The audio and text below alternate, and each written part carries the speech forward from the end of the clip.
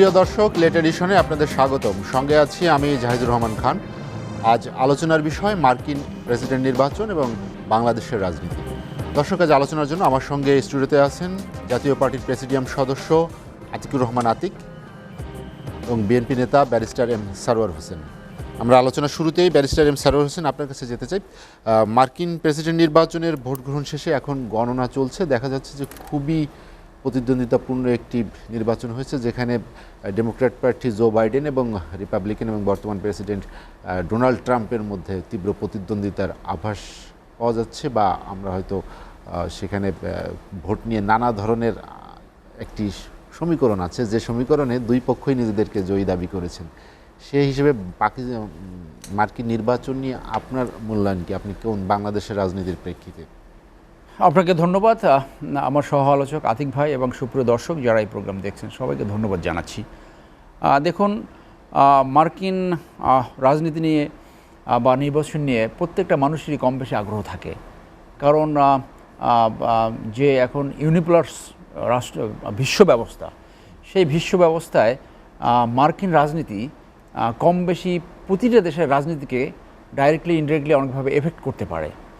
Specially যারা oppressed, তারা মনে করে যে মার্কিন রাজনীতি অথবা মার্কিন প্রেসিডেন্ট তাদের রক্ষায় সুশাসন, ন্যায় বিচার এবং স্পেশালি হিউম্যান রাইটস আপহোল করার জন্য তারা সবসময় সৌরভ থাকে, যদি তারা নিজেরাও অনেক সময় আপনার মানবাধিকার লঙ্ঘনের বড় উদাহরণ সৃষ্টি করে। যার জন্য third world country and like Bangladesh যে সবসময় খুব গভীর আগ্রহ নিয়ে মার্কিন নির্বাচনের জন্য অপেক্ষায় থাকে, অবজার্ভ করতে থাকে, যে যার মতো তার তথ্য মতন অ্যানালাইসিস করতে থাকে। ইভেন আমেরিকায় বা আপনার ইউএসএতে অনেকে যে ফোরকাস্ট করেছে, তার ভিতরে আমি সোশ্যাল স্ট্যাটাসে একটা দেখলাম যে কোনো এক ভদ্রলোক পলিটিক্যাল সায়েন্টিস্ট, সে তার ফোরকাস্ট এখন পর্যন্ত মিথ্যা হয়নি। তো তিনি ফোরকাস্ট করেছেন যে বাইডেন জিতবে। তো এখন সর্বশেষ আমি এই কথার আগে বিবিসি বাংলা দেখলাম, সেখানে এখনও ঠিক বোঝা যাচ্ছে না কে জিতবে। হ্যাঁ, যে কেউ জিততে পারে, যে কেউ। তো এখনও যেমন বাইডেন বলেছে যে লাস্ট ভোট কাউন্ট করা না পর্যন্ত বলা যাবে না যে নির্বাচন ইজ ওভার। অনেকে আবার বলেছে না, ইট ইজ গন। তো এইখানে আপনার মার্কিন ব্যবস্থায় যদি আপনার ট্রাম্প আবার জিতে যায়, তাহলে একটা জিনিস আপনি প্রতিভূত হয় যে বিশ্ব ব্যবস্থা ফার্স্ট ওয়ার্ল্ড ওয়ার এবং সেকেন্ড ওয়ার্ল্ড ওয়ার আগে যেখানে ছিল, অর্থাৎ যে রেডিকালিজম, আপনার ডানপন্থীর উত্থান এবং এই যে বর্ণবাদ, সেইটা আবার বেড়ে যাবে বলেই মনে হয়। এবং আপনি দেখেন সে যে ইসরায়েলের সমস্যাটা, সেই লিবারাল যে এর আগের ওবামা সরকার যে একটা শান্তি ব্যবস্থা এনেছিল, সেই শান্তি ব্যবস্থাটা এবং ইরানের সাথে যে শান্তি ব্যবস্থাটা সৃষ্টি করেছিল, সে এসে সম্পূর্ণ সেগুলো প্রত্যাখ্যান করেছে।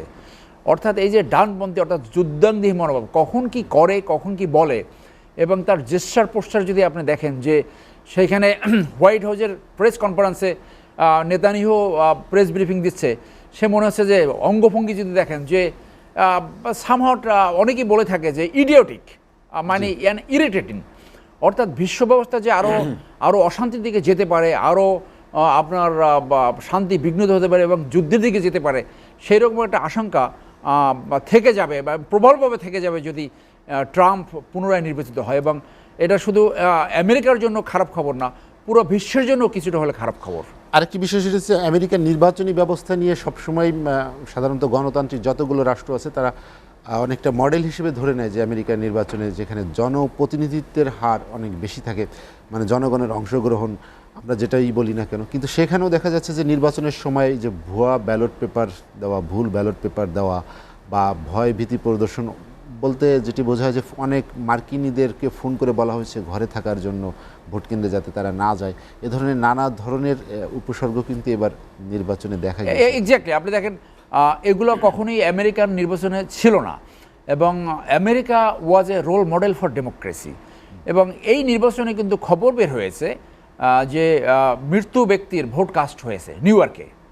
এবং আমেরিকার নির্বাচন ব্যবস্থায় আরেকটা বড় ফল্ট লাইন সৃষ্টি হয়েছে আপনার ইলেকটোরাল কলেজ, যেখানে অনেক নির্বাচনে মিনিমাম 8 থেকে 10টা নির্বাচনে দেখা গেছে যে পপুলার ভোটে উইন করেছে, কিন্তু সে প্রেসিডেন্ট নির্বাচন হতে পারে না। এবং এইটার সর্বশেষ ভিকটিম ছিল হিলারি ক্লিন্টন 30 লক্ষ পপুলার ভোট বেশি পেয়েছিল।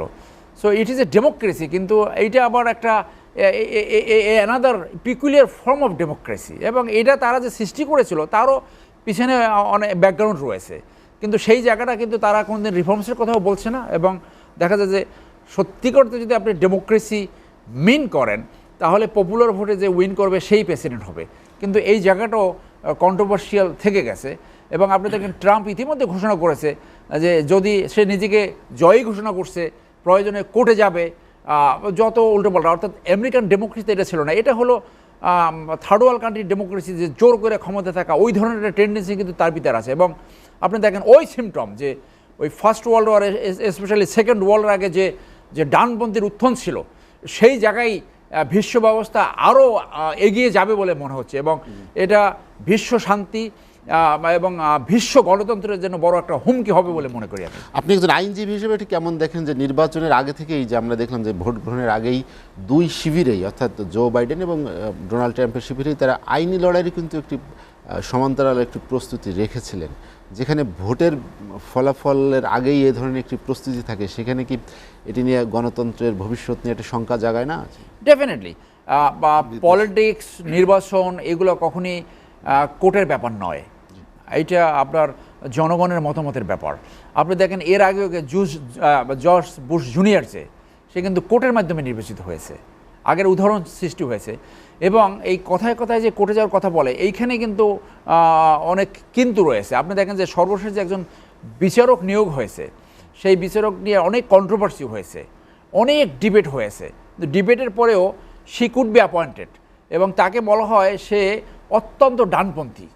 হ্যাঁ, অর্থাৎ তারা পার্টিশন ভিউ নিয়ে অনেক সময় বিচার ব্যবস্থা ডিসপেন্স করতে পারে, যেটা অনেক দেশেই হয়ে থাকে।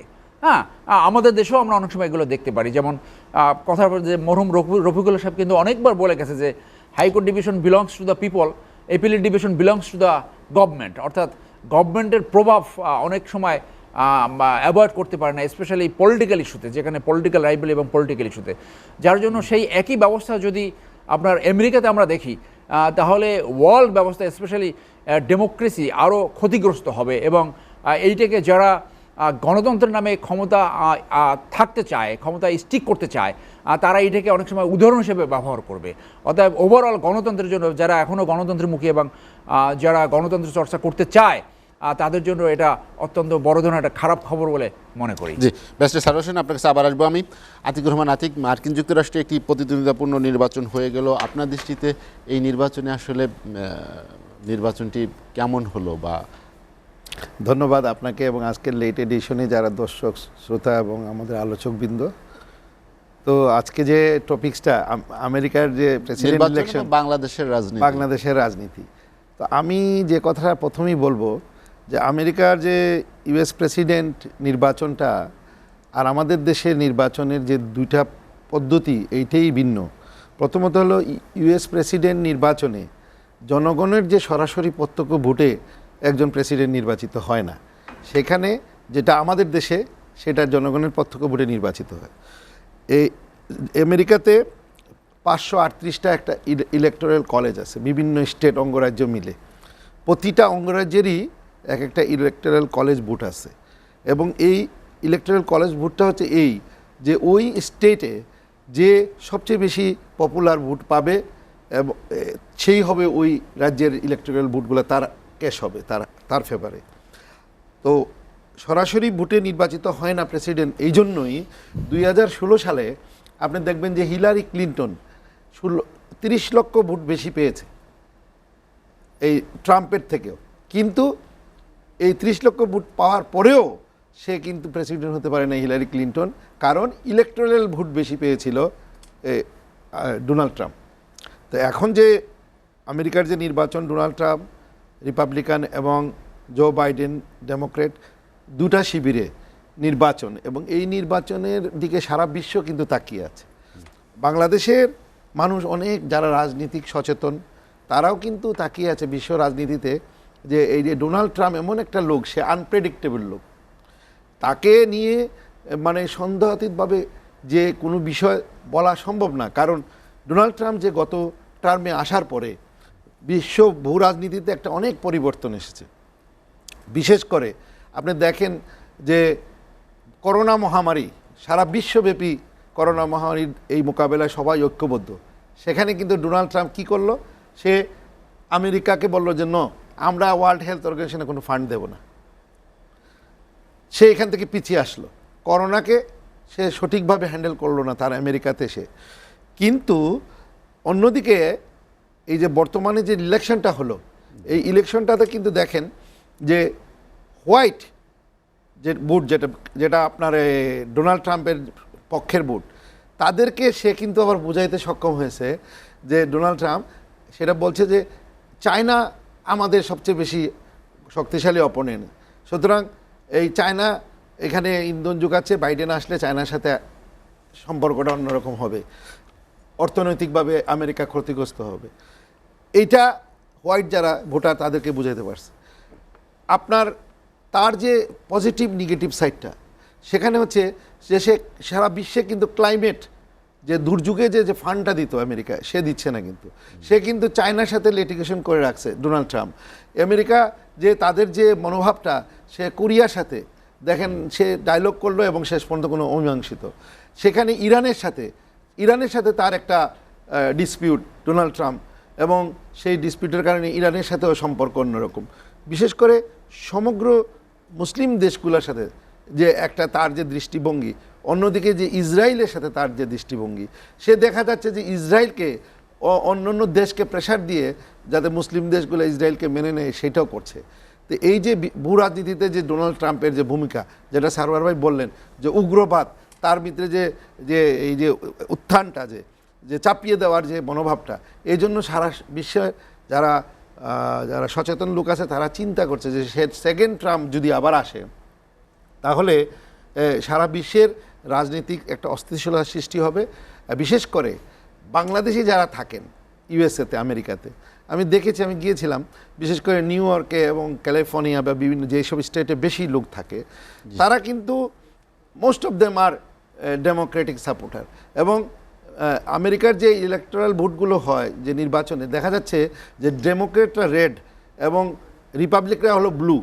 আর কিছু স্টেট আছে সুইং স্টেট, যেটাকে বেগুনি কালার বলা হয়, তা সেই সব স্টেট হচ্ছে পেনসিলভেনিয়া, ওহাইও এবং ফ্লোরিডা, তারপরে মিশিগান। এইসব স্টেটের ভোটগুলো হচ্ছে 13টা স্টেট আছে, যেগুলোর ভোট হচ্ছে যে তারা ইলেকশনের আগ পর্যন্ত, তারা ভোট দেওয়ার আগ পর্যন্ত কাকে ভোট দেবে এটা বোঝা মুশকিল, এটা সুইং বলে। এবং ওইটা ব্যাটেল ফিল্ড, ওইখান থেকে যারা পাশ করে আসতে পারে তারাই প্রেসিডেন্ট নির্বাচিত হয়। একদিকে ডেমোক্রেটদের কিছু রাজ্য আছে যেমন নিউ ইয়র্ক, ক্যালিফোর্নিয়া, অন্যান্য অঙ্গরাজ্য, সেখানে কিন্তু ডেমোক্রেটের ইলেকটোরাল ভোট তারা 100% পায়। ঠিক তেমনি রিপাবলিকেরও কিছু আছে। কিন্তু যে জিনিসটা আমার মনে হয়, এই যে হাড্ডাহাড্ডি নির্বাচন চলছে, ডোনাল্ড ট্রাম্প ইতিমধ্যে তিনি বলেছেন যে প্রয়োজনীয় হলে আদালতে যাবে, যেটা সারওয়ার ভাই বললেন। তো আদালতে নিয়ে যাচ্ছে। বাংলাদেশের রাজনীতি যে বিষয়টা হচ্ছে যে আমাদের দেশে রাজনীতিতে কিন্তু ইলেকশনের দিন কি সহিংসতা হয়, এখানে বাংলাদেশে রাজনীতিতে যেমন আমাদের ভোট নিয়ে অনেক প্রশ্নাতীত হয়, তার অপর দিকে যাচ্ছে আমেরিকার মতো দেশে, যেটা ডেমোক্রেটিক দেশ, যেটা সারওয়ার ভাই বললেন যে তারা একটা দৃষ্টান্ত ছিল এই গণতন্ত্রের জন্য একটি দেশ আমেরিকা। কিন্তু সেই আমেরিকাতে দেখা যাচ্ছে যে এখন এই নির্বাচন নিয়ে বিভিন্ন জায়গায় কিন্তু সংঘাত চলছে ডেমোক্রেট এবং রিপাবলিকান সমর্থকদের মধ্যে। ইভেন যে ডোনাল্ড ট্রাম্প তিনিও বলছেন যে আমাকে ডিক্লেয়ার করা হোক, আমি প্রেসিডেন্ট, কিন্তু নির্বাচন কিন্তু এখনও শেষ হয় নাই। এই যে একটা যুদ্ধাংশী মনোভাব, এই যে একটা উগ্রপন্থী মনোভাব, এটা কিন্তু আমাদের বিশ্ব রাজনীতির জন্য, আমাদের জন্য শুভ নয়। আরেকটা বিষয় হচ্ছে যে আমাদের ইমিগ্রেন্ট নীতিটা, এই যে ডোনাল্ড ট্রাম্প আসার পরে তিনি বললেন যে এই ইমিগ্রেন্টে যারা আছে ওই দেশের যারা স্থায়ী বাসিন্দা, তাদের ছেলে মেয়ে তাদের পরিবার নিতে পারবে না, এরকম একটা আইন সে কিন্তু রেডি করে রাখছে। এখন দ্বিতীয়বার নির্বাচিত হলে এই আইনটা সে প্রয়োগ করবে, এতে বাংলাদেশি সহ এশিয়ানরা, হিস্প্যানিকরা, অনেক স্পেনিশ, মেক্সিকানরা এফেক্টেড হবে। এইসব বিষয় নিয়ে আমার মনে হয় যে ডোনাল্ড ট্রাম্পের যাবে না বাইডেন যাবে, আমরা চূড়ান্ত ফল দেখব। তবে বাংলাদেশের রাজনীতির প্রেক্ষাপট যেটা আপনি বললেন, সেখানে আমেরিকার সাথে বাংলাদেশের যে সম্পর্কটা, মার্কিনীদের কতটা প্রভাব আছে বাংলাদেশে, সেটাই বলছি যে দেখেন একটা ব্যক্তির সাথে ব্যক্তির সম্পর্ক কিন্তু বাংলাদেশের সাথে আমেরিকার যে ব্যক্তির বিশেষ সম্পর্ক না, এখানে হচ্ছে স্টেট টু স্টেট, আমেরিকার দেশের সাথে আমাদের বাংলাদেশের সম্পর্ক। এবং সেই সম্পর্ক হচ্ছে যে আমেরিকার একটা পররাষ্ট্র নীতি আছে, ওই পররাষ্ট্র নীতির কিন্তু খুব একটা আমূল পরিবর্তন হয় না, তবে যেটা মানে এফেক্ট করতে পারে বাংলাদেশিদের জন্য যদি ডোনাল্ড ট্রাম্প আবার সেকেন্ড টাইম আসে, যে সেখানে ইমিগ্রেশন লতে অনেক বাংলাদেশিরা কিন্তু ওই দেশে গ্রিন কার্ড পেয়ে স্থায়ীভাবে যেতে চায়, তাদের জন্য একটা বড় হুমকি হয়ে দাঁড়াবে। আর হচ্ছে যে বিশ্ব গ্লোবাল রাজনীতিতে যে যে যে ইসরায়েলকে সে বুস্ট আপ করে যে বিভিন্ন সুদান সহ বিভিন্ন দেশ থেকে যেটা স্বীকৃতি নেওয়ার, এইটা একটা বিরাট প্রভাব সৃষ্টি করতে পারে। আতিকুর রহমান আতিক, আমরা একটা বিরতি নিব। দর্শক, লেট এডিশনে নিচ্ছি একটা বিরতি, ফিরবো শীঘ্রই, সঙ্গেই থাকুন।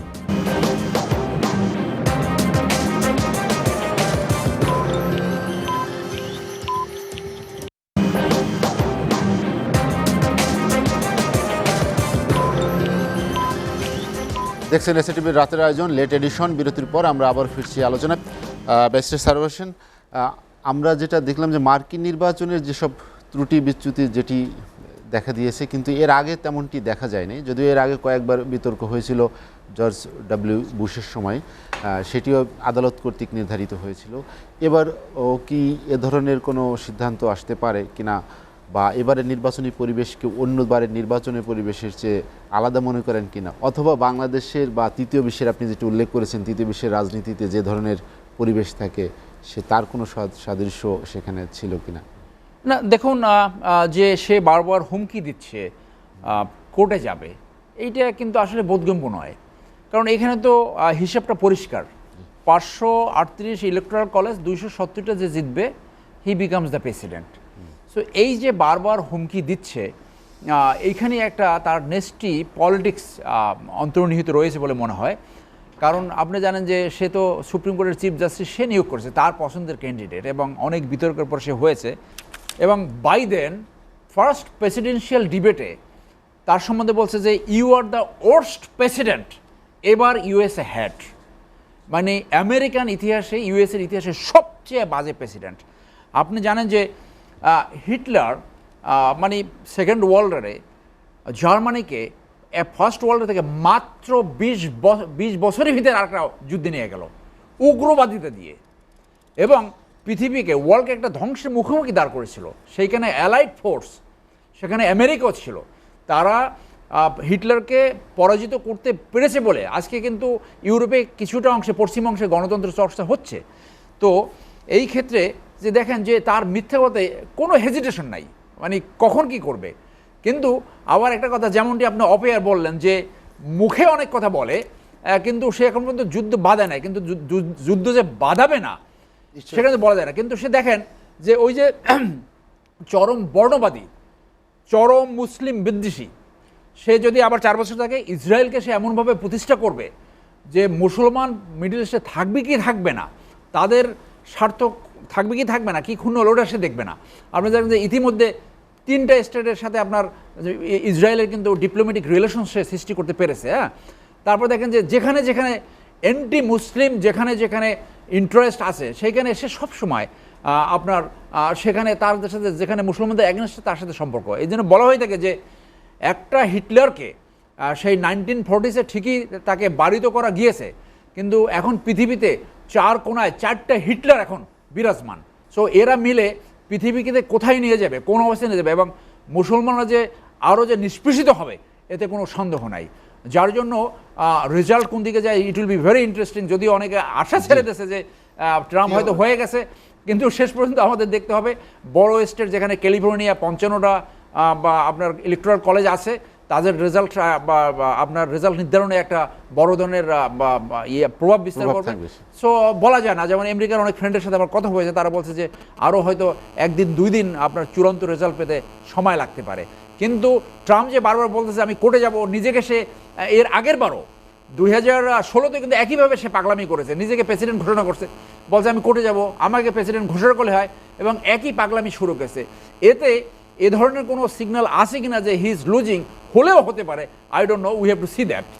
আরেকটি বিষয়, সেটা হচ্ছে নির্বাচনী প্রচারণার সময় আমরা দেখেছি যে পরস্পরকে খুব তীব্রভাবে আক্রমণ করেছে দুই প্রার্থী, দুই শিবির থেকেই করা হয়েছে এটি কি তাদের গণতন্ত্রের একটি সৌন্দর্য বা ডেমোক্রেটিক বিউটি যেটি বলি আমরা সেটি, নাকি শুধুমাত্র প্রার্থিতা বা ব্যক্তিগত কারণে হলো এটি এ ধরনের উত্তেজনা? এটা আপনি দেখেন পলিটিক্সে অথবা যে কোনো ক্ষেত্রেই বলেন যে ইডিওসিনক্রেসি বলতে একটা কথা আছে, যে এই peculiar characteristics of a person, idiosyncrasy.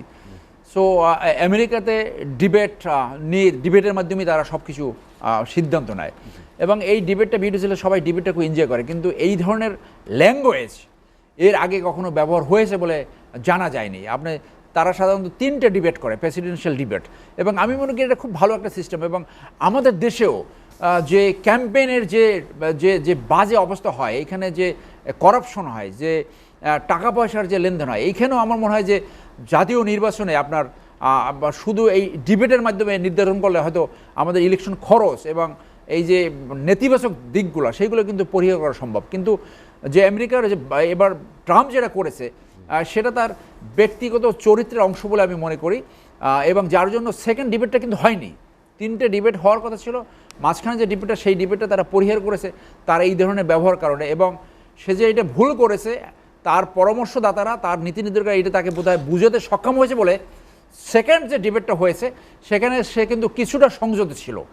So এ একটা উগ্রবাদী লোক, এবং তিনি অসুস্থ ছিলেন, করোনা আক্রান্ত হয়েছিল। হ্যাঁ, করোনা আক্রান্ত ছিল, এবং করোনা নিয়ে তো কত কিছুই করেছে আপনি জানেন। সো এই একটা একটা ম্যাডনেস তার ভিতরে কাজ করে, এবং এই ম্যাডনেসটা করোনা নিয়ে তার কেন নেতিবাচক এ ধরনের অবস্থা? ওই যে বললাম যে ইডিওসিনক্রেসি, তার একটা বিশ্বাস, সে বাইবেল নিয়ে আপনার চলে গেল, চার্চে চলে গেল, কোনো কথা নেই, সেখানে যে সে পলিটিক্স শুরু করলো, মাস্ক ব্যবহার করলো না, আবার কত কথাই দিয়ে বলতেছিল। সো এই করোনা, এবং করোনাকে সে সবসময় বিশ্বাস করেছে যে এটা চাইনিজ ভাইরাস বলে সে ইয়ে করতেছে, অথচ তার সাথে কিন্তু কন্ট্রাডিক্ট করছে সিএ কিন্তু এটা এগ্রি করে নাই। তবে যে আমেরিকাতে মনে করেন এই ধরনের, যেহেতু তাদের প্রতিষ্ঠানগুলো এখনও অত্যন্ত অ্যাক্টিভ, এ ধরনের বা এই ক্যারেক্টার প্রেসিডেন্সি থাকলেও অনেক সময় প্রতিষ্ঠান অতটা ধ্বংস করতে পারে না, এখন পর্যন্ত পারে নাই। যার জন্য দেখেন এখনও যে লোয়ার কোর্টের জুডিশিয়ারি, তারা কিন্তু প্রেসিডেন্সিয়ালের অনেক অর্ডার ওভারটার্ন করে দিয়েছে, সেটাকে স্টে করে দিয়েছে। হ্যাঁ, এবং আপনি জানেন যে ট্রাম্প এরকম ইনহিউম্যান যে মেক্সিকো থেকে আসতেছিল, যে বাচ্চা একদিকে আর মা আর একদিকে, সেইটাকে পর্যন্ত সে ইউনাইট হতে দিতে পারে না। ওয়াল তো এখন মধ্যে কিছু অংশ করছে, পুরোটা বোধহয় করতে পারে নাই। সো এই ম্যাড লোকটা আসলে পুরো পৃথিবীর জন্য একটা বড় ধরনের ভয়ঙ্কর দিকে নিয়ে যেতে পারে। আপনার কাছে আবার আসবো আমি। আতিকুর রহমান আতিক, যেটি ব্যারিস্টার সারোয়ার হোসেন ডোনাল্ড ট্রাম্পের অনেক সমালোচনা করলেন, তার অনেক নেতিবাচক দিক তুলে ধরলেন, কিন্তু ভোটের হিসেব তো সেটি বলে না, মার্কিনিরা তো ঠিকই তাকে পছন্দ করেছে। আমি এটা একটা আমার যে এজামশনটা হচ্ছে যে দেখেন, ডোনাল্ড ট্রাম্প সে কিন্তু ওই দেশের যারা হোয়াইট, এবং যে অঞ্চলগুলোতে, যে রাজ্যগুলিতে যে মনে করে যে হোয়াইটরা, যে এটা ডোনাল্ড ট্রাম্প হোয়াইট এবং আমাদের দেশ এটা, এখানে ইমিগ্রেন্টদের বাস হবে না, এই মতবাদ এবং মনোভাব নিয়ে ডোনাল্ড ট্রাম্প তাদেরকে মোটিভেট করেছে। সেইখানে এই যে শ্বেতাঙ্গ ভোটটাকে আপনার কিন্তু ভাগ করতে পারে নাই, অর্থাৎ জো বাইডেন সে কিন্তু শ্বেতাঙ্গ ভোটটা ভাগ করতে পারে না। এবং আরেকটা টেকনিক্যাল হচ্ছে আমার ধারণা যে কমলা হ্যারিসকে নেওয়া হয়েছিল যে মাইনরিটি ভোটগুলো ক্যাশ করার জন্য। কমলা হ্যারিসকে নেওয়ার পরে হয়তো এশিয়ান, ইন্ডিয়ান বা বাংলাদেশি এরা অনেকটা মোটিভেট হয়ে আসছে ডেমোক্রেটের পক্ষে, কিন্তু ওই জায়গাটায় শ্বেতাঙ্গ কাউকে যদি ভাইস প্রেসিডেন্ট করতো, রানিং মেট জো বাইডেন, তাহলে ওই শ্বেতাঙ্গ ভোটটা কিন্তু ভাগ হয়ে আসতে পারতো। দেখা যাচ্ছে আপনার এই যে আমেরিকাতে আপনি কৃষ্ণাঙ্গ 67% ভোট কিন্তু এই ডেমোক্রেটের পক্ষে পড়েছে। এশিয়ান, হিসপ্যানিক, স্প্যানিশ ভোট কিন্তু, সেটা কি বর্ণবাদ বিরোধী যে আন্দোলন হলো, জর্জ ফ্লয়েডকে যে হত্যা করা হলো, সেটা কি কাজ করেছে? দেখেন এই যে এইটা কিন্তু এই নির্বাচন, আমেরিকার নির্বাচনের পরেই কিন্তু শেষ হয়ে যায় নাই আমেরিকার ইন্টারনাল যে রাজনৈতিক অবস্থানটা। কারণ আপনারা জানেন যে ব্ল্যাক লিভ ম্যাটার, এই যে কালোদের একটা স্লোগান, যে এদের কালোরাও বাঁচতে চায়, এবং যুক্তরাষ্ট্রে যে কালোদের একটা অবস্থান, এইটাকে কিন্তু ডোনাল্ড ট্রাম্প কিন্তু সহজভাবে নেয় নাই, এবং সে যদি দ্বিতীয়বার নির্বাচিত হয় তাহলে সংঘর্ষ কিন্তু রয়ে গেছে। বিশেষ করে আমি মনে করি যে ট্রাম্পের যে বর্তমানে যে আমি জানি না এই জো বাইডেন বা ট্রাম্প কে শেষ পর্যন্ত নির্বাচিত হবে, কারণ নির্বাচনের ফলাফল আপনি জানেন যে এবার 10 কোটি আগাম ভোট পড়েছে।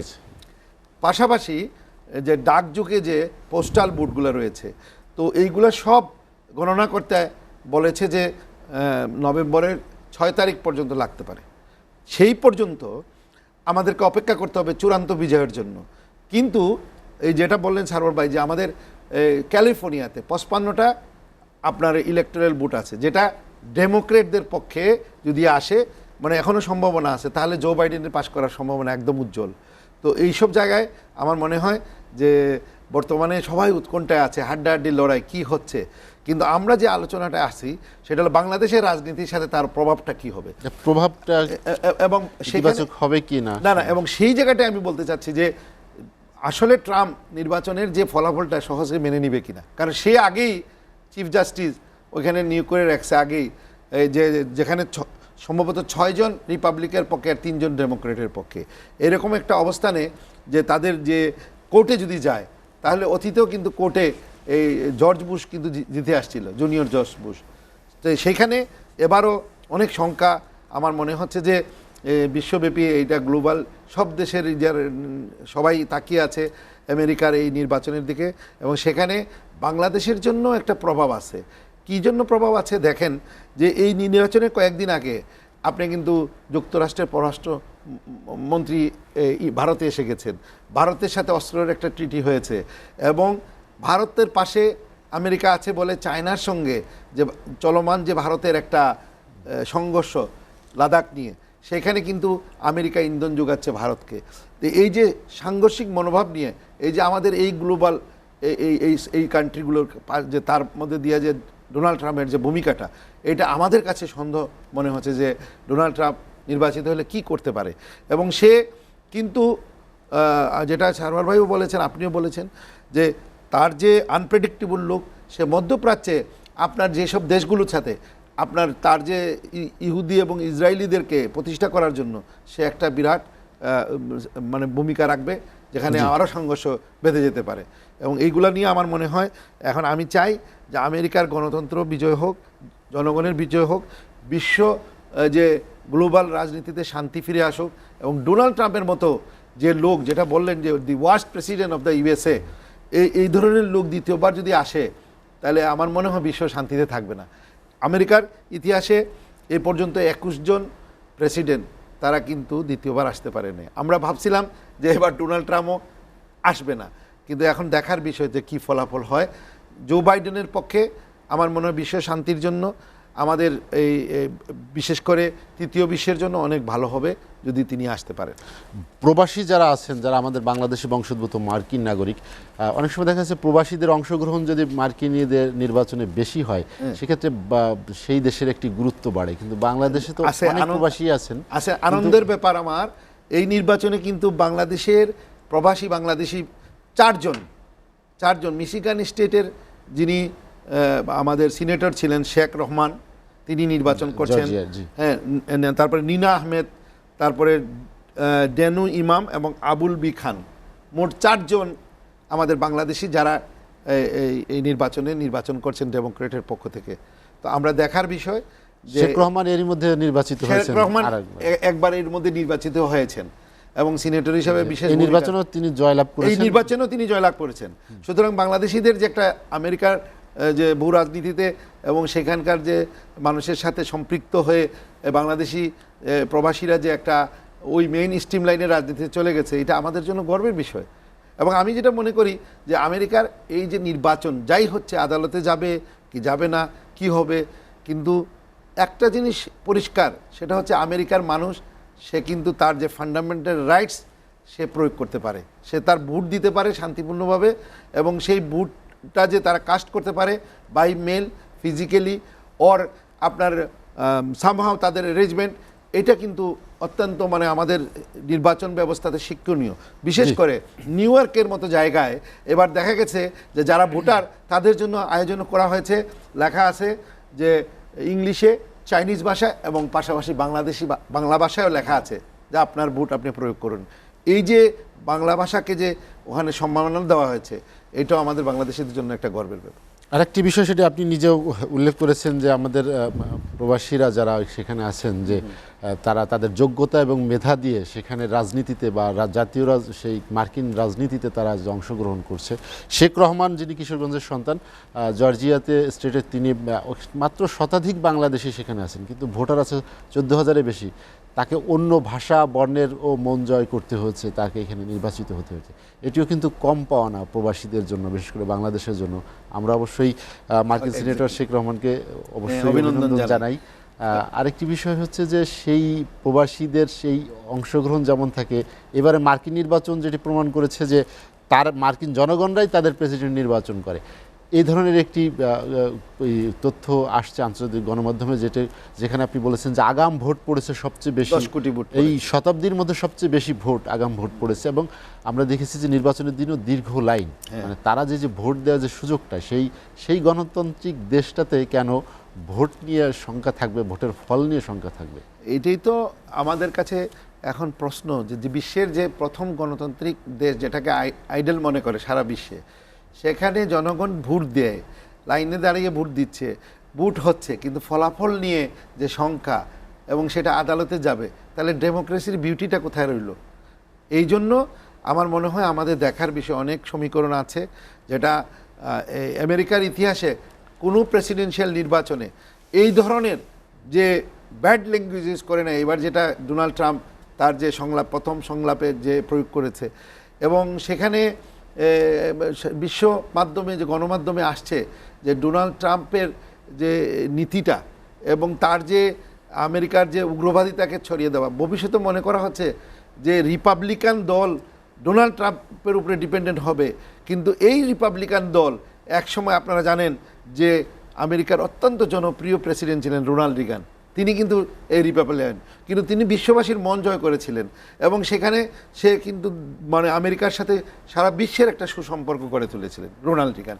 কিন্তু সেই রিপাবলিকান দলের প্রেসিডেন্ট ডোনাল্ড ট্রাম্প গত 4 বছর যে আনপ্রেডিক্টেবল লোক, যে ভূমিকা রাখেছে বিশ্বের রাজনীতিতে, এবং এবার যে তিনি আবার সেকেন্ড টাইম যদি আসেন, তাহলে আমার মনে হয় যে সংঘাতের দিকেই যাবে আমেরিকার ভিতরে এবং সারা বিশ্বতে এটা ছড়িয়ে পড়বে। আতিকুর রহমান থেকে আমরা আরেকটা বিরতি নেব। দর্শক, লেট এডিশনে নিচ্ছি আরেকটা বিরতি, ফিরবো শীঘ্রই, সঙ্গেই থাকুন।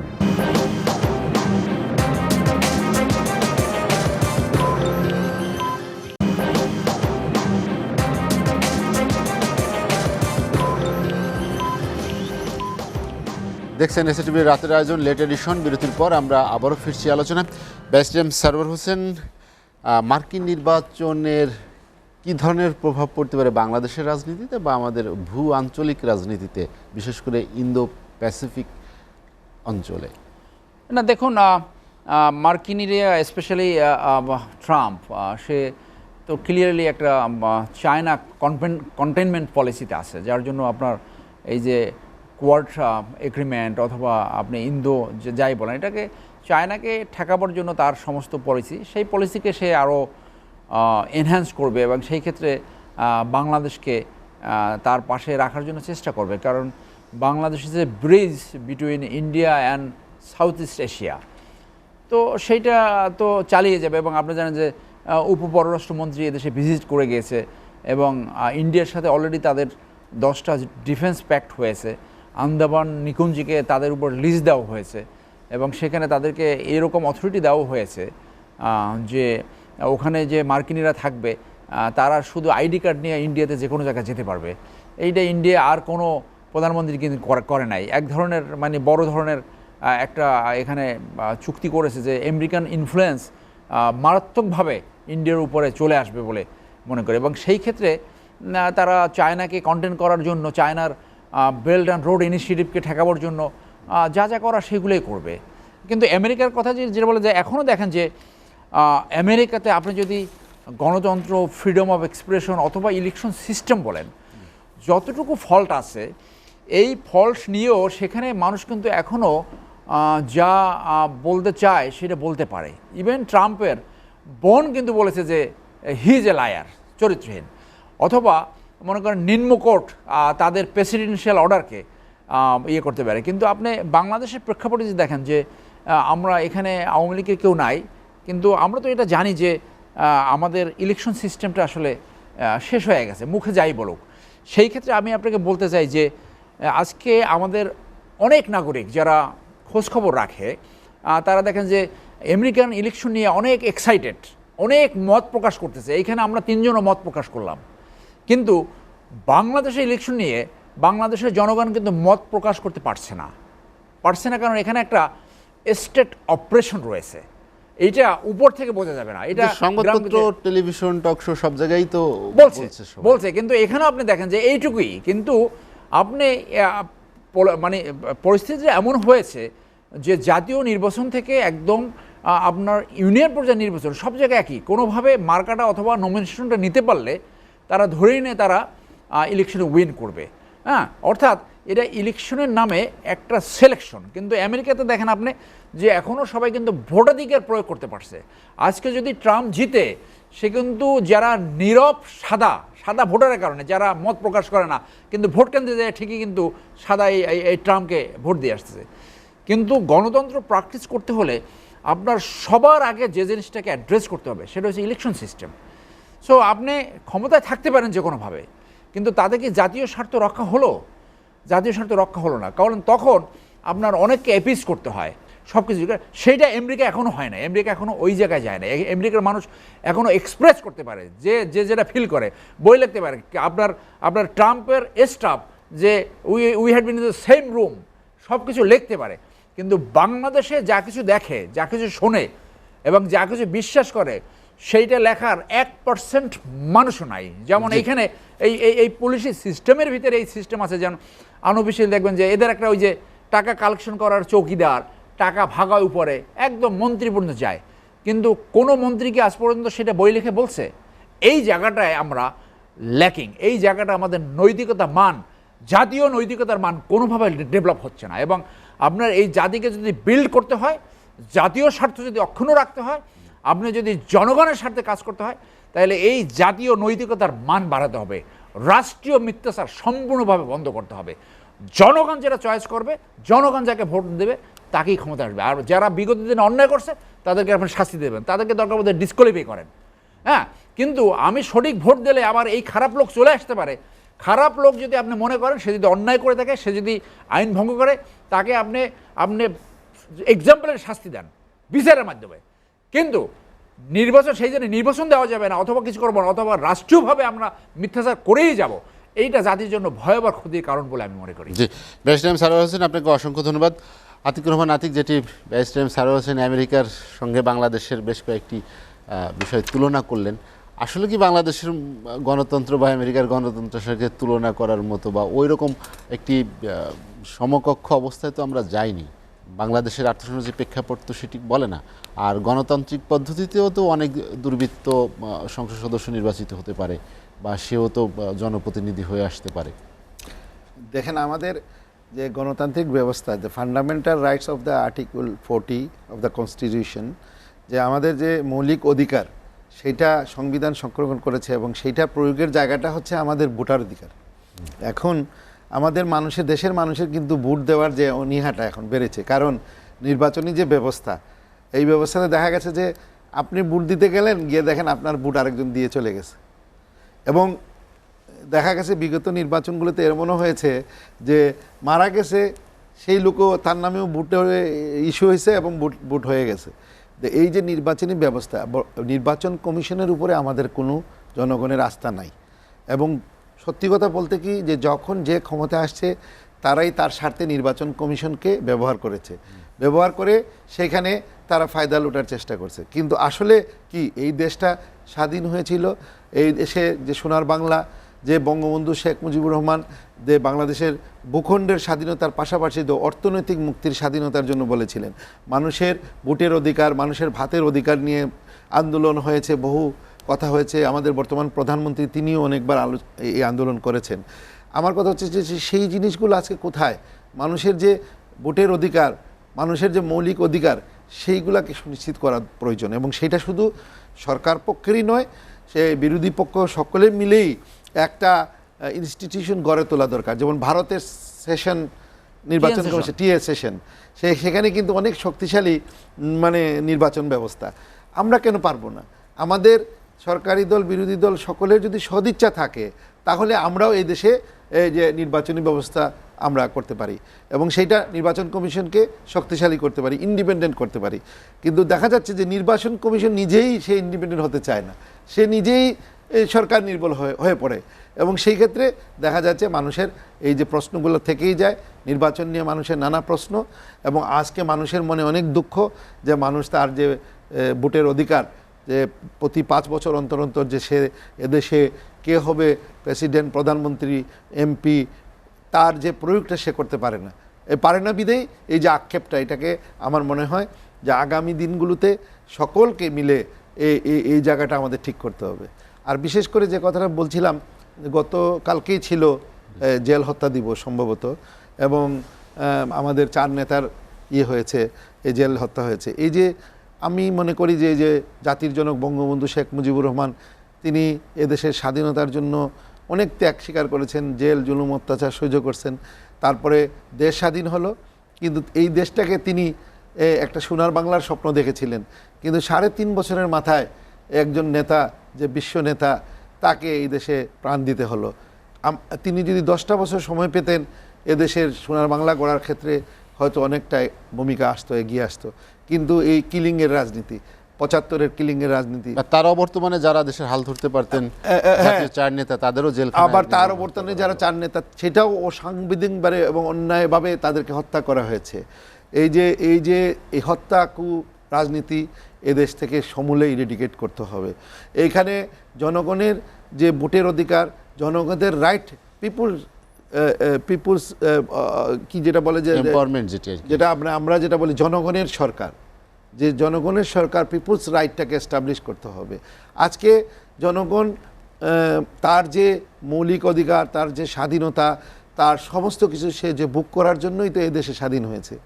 আজকে সেই জায়গাটা আমাদের মূল্যবোধটা কোথায়? সেই মূল্যবোধটাকে আমরা আজকে অনেকে ভয় পাই, আমরা অনেকে কথা বলতে ভয় পাই যে কোন কথা বলে ফেলবো আর কি হয়ে যাবে। এই যে একটা শঙ্কা, এই শঙ্কা থেকে আমাদের সাধারণ জনগণকে উত্তরণ করতে হবে।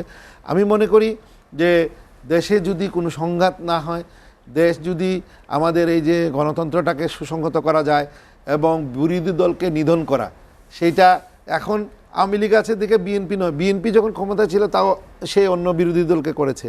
যে এই যে বা জাতীয় পার্টি ক্ষমতায় ছিল, ক্ষমতায় থাকার জন্য হয়তো বা অনেক অনেক মানে অনেক রাজনীতিকভাবে সে দেশ পদক্ষেপ নিতে হয়েছিল। কিন্তু এই যে এই দেশ স্বাধীনের পর থেকে এই পর্যন্ত পর্যায়ক্রমে যে আওয়ামী লীগ, জাতীয় পার্টি, বিএনপি, আওয়ামী লীগ এইভাবে দেশ পরিচালনা হচ্ছে, কিন্তু মানুষ শুধু উন্নয়নের জিডিপি গ্রোথটাই দেখতে চায় না। এদেশের মানুষ চায় যে তার যে স্বাধীন দেশ, স্বাধীন মনোভাব, স্বাধীনভাবে চলাফেরা, স্বাধীনভাবে কথা বলা এবং স্বাধীনভাবে এই দেশের সে সব কিছু ভোগ করার যে অধিকারটা, তার যে ভোটের অধিকারটা, এগুলো মানুষ ফিরে পেতে চায়। এবং সেই জন্য আমার মনে হয় স্বাধীনতার সুবর্ণ জয়ন্তী আসছে, এইখানে আমাদের ভাবার সময় আসছে যে দীর্ঘ স্বাধীনতার পর এত বছর গেছে, এখন আমরা হানাহানি, মারামারি এইগুলো আমরা চাই না। আমরা চাই এদেশ মুক্তিযুদ্ধের চেতনায় এগিয়ে যাক। কারণ এটাও দুঃখ লাগে আমাদের কাছে যে যখন দেখি যে রাজাকার, আলবদর, যারা এই স্বাধীনতার বিরুদ্ধে আমাদের নিরীহ মানুষকে হত্যা করেছিল, পাকিস্তানিদের পক্ষ নিয়েছিল, সেই সব লোকেরা এই দেশে তারা মন্ত্রী হয়েছে, ফ্ল্যাগ পেয়েছে এবং এইগুলা আমাদের মনে অনেক কষ্ট, ব্যথা আসে। এইগুলা যেন না হয়, ভবিষ্যৎ প্রজন্মের জন্য একটা সত্যিকার সোনার দেশ গড়তে হবে আমাদেরকে। এবং সোনার বাংলা গড়ার জন্য আমাদের যে পার্টির চেয়ারম্যান পল্লীবন্ধু হুসেন মোহাম্মদ এরশাদ, তিনি বলতেন যে আমি বঙ্গবন্ধু যদি এই দেশ স্বাধীন করতেন না, আর এই জন্য এদেশের আপামর জনগণ যদি এই দেশ স্বাধীন করতো না, তাহলে আমি রাষ্ট্রপতি হতাম না। আজকে আমি পল্লীবন্ধু রাষ্ট্রপতি হয়েছি, আজকে আমি উপজেলা সিস্টেম চালু করেছি, আজকে আমি এই দেশের উন্নয়নে অবদান রাখতে পেরেছি যদি দেশ স্বাধীন হয়েছে যার জন্য, সেই বঙ্গবন্ধুর প্রতি তার উনার অগাধ শ্রদ্ধা ছিল। আজকে বঙ্গবন্ধুকে নিয়েই অনেকে বিতর্ক শুরু করে দেয়। আমরা এই জায়গা থেকে বেরিয়ে আসতে হবে। বঙ্গবন্ধুর জায়গায় বঙ্গবন্ধু, জিয়াউর রহমান সাহেবের জায়গায় জিয়াউর রহমান এবং অন্য নেতাদের জায়গায় এই মূল্যায়নটুকু আমাদেরকে ঠিক করতে হবে। ইতিহাস বিকৃতি না করে আমাদের সঠিক রাজনীতির পথে এগিয়ে যেতে হবে এবং আমাদের দেশ নিয়ে ভাবতে হবে। আজকে বাংলাদেশ কিন্তু এমন একটা দেশ যে ভৌগোলিকভাবে আজকে যে অবস্থান আছে, যে আমেরিকাও আমাদেরকে মূল্যায়ন করে, কারণ বে অফ বেঙ্গল, বঙ্গোপসাগরে আমাদের অনেক অমূল্য রত্ন রয়েছে। আমাদের দেশে পেট্রোল আছে, খনিজ সম্পদ আছে, কয়লা আছে, অনেক গ্যাস আছে, প্রাকৃতিক সম্পদে ভরপুর, এবং সেখানে বাংলাদেশের প্রতি বিশ্বের যে বড় বড় শক্তিধর দেশগুলোর চোখ রয়েছে। এখানে আমেরিকাও আমাদের সাথে চায়, চায়নারাও চায় যে আমাদের সাথে সম্পর্কটাকে সুদৃঢ় করার। আমরা এই সারা বিশ্বের যে দেশগুলো উন্নত দেশের সাথে আমাদের যে পররাষ্ট্র নীতিটাকে আমরা সঠিক রেখে আমাদের দেশটাকে একদম আলোচনার শেষ দিকে চলে এসেছি। আতিকুর রহমান আতিক, আপনার কাছে একদম শেষ সময় জানতে চাই যে আপনি যেটি বলছিলেন যে মার্কিন রাজনীতিতে বা মার্কিন যুক্তরাষ্ট্রের যেই নির্বাচিত হোক তাদের কিন্তু রাষ্ট্রীয় নীতি বা রাষ্ট্রের কিছু বিষয় থাকে যেগুলো তারা পরিবর্তন করেন না, কিন্তু বাংলাদেশে কিন্তু সেটি হয় যে তার নীতি পরিবর্তিত হয়ে যায়। আমি একটা জিনিস উল্লেখ করতে চাই আপনাকে, যখন ভারতের নির্বাচন হলো এবং কংগ্রেসের সাথে আওয়ামী লীগের কিন্তু অনেক গভীর সম্পর্ক ছিল। অনেকে ভাবছিল যদি কংগ্রেস পরাজিত হয় তাহলে এই দেশে মোদি আসলে আওয়ামী লীগ আর চিহ্ন থাকবে না, কিন্তু দেখা গেল যে না, মোদি আসার পরে ওই বাংলাদেশের সাথে যে সরকার আছে তার সাথেই সম্পর্ক চালাচ্ছে। এই ঠিক তেমনি আমার মনে হয় যে এই বিশ্ব গ্লোবাল রাজনীতির ক্ষেত্রে যে এখন যদি বাইডেন আসে তাহলে আমেরিকার রাজনীতিতে বাংলাদেশের জন্য কিছুটা সুফল হবে। সেটা হচ্ছে যে আমাদের ইমিগ্রেন্টদের জন্য, আমাদের রপ্তানি যে খাতের জন্য, আমাদের এই যে আমরা যে টিপসার চুক্তি করেছি যে এই চুক্তির সুফলটা আমরা পাবো। কিন্তু ট্রাম্প আসলে পরে ওই জায়গাতে হচ্ছে কি যে ট্রাম্পের দৃষ্টিভঙ্গিটা হচ্ছে উগ্রবাদী এবং মুসলিম বিদ্বেষী এবং ইমিগ্রেন্ট বিদ্বেষী, সেই জায়গায় আমরা কিন্তু এফেক্টেড হব। কিন্তু বাংলাদেশের সাথে যুক্তরাষ্ট্রের যে একটা সুসম্পর্ক দীর্ঘদিনের সেটা চলমান থাকবে, কারণ পররাষ্ট্র নীতি সহজেই চেঞ্জ হয় না।